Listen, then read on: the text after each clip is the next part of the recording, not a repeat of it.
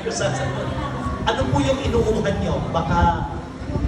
Pagsasama nilang dalawa. Okay. Palakpakan po natin ang magulang niyo.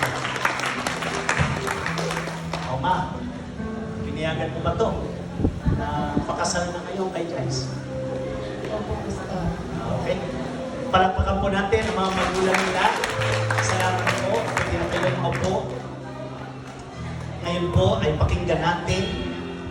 Ang pag-aasawa mo ay isang ganap na pagtatalaga ng isang lalaki at ng isang babae. Harap kayong dalawa. Guys, ngayon, pakinggan natin. Pakinggan natin ang kanilang personal na pangako sa isa't isa. Long, ikaw munang mauna, habang hawak mo ang kamay ni Jai sa harapan ng Diyos at sa harapan ng inyong mga magulang at ng inyong mga piling panauhin, ipahayag mo ang iyong promise of love. Pangako mo para kay Jai.